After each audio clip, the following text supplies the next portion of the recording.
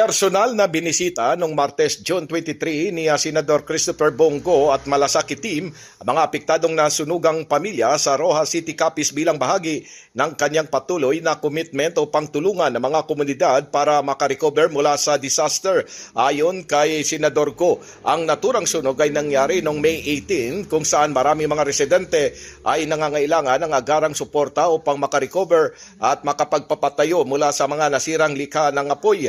Paliwanag pa ng senador na mahalaga ang kooperasyon, awa at suporta ng komunidad sa panahon ng krisis. Binanggit din ni Senador Go na batid nitong mahirap mawalan ng tirahan lalo na kung galing ito sa sunog na walang pasintabi kung umatake. Pero huwag umano silang mawala ng pag-asa dahil ang mga gamit anya ay napapalitan pero ang buhay ay hindi kaya't kinakailangan na magtulungan lang silang dahil sila rin umano ang magdadamayan sa ganitong pagsubok.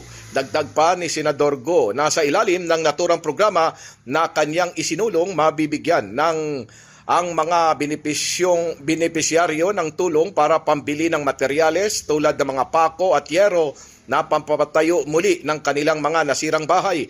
Nakatanggap ang mga pamilyang nasunugan ng financial assistance, food packs, water containers, snacks, shirts, pens, basketballs at volleyballs na ginanap sa Adlawan Barangay Hall, Rojas City, Capiz. Ipinunto pa ni Senador Go ang kasalukuyang modernization efforts ng Bureau of Fire Protection sa ilalim ng Republic Act No. 11589 o ang BFP Modernization Act of 2021 kung saan siya mismo ang principal authored at co-sponsored.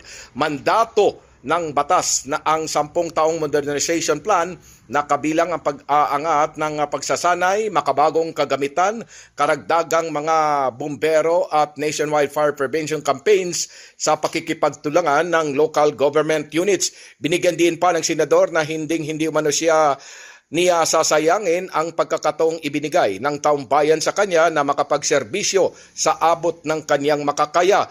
Magtatrabaho umano siya para sa Pilipino at ang pwede niyang ialay anya sa kanila ay ang kanyang kasibagan dahil bisyo nito ang pagsiserbisyo. Pilipinas mula sa Senado, Silvestre Rambulabay, Radyo Kayumanggi.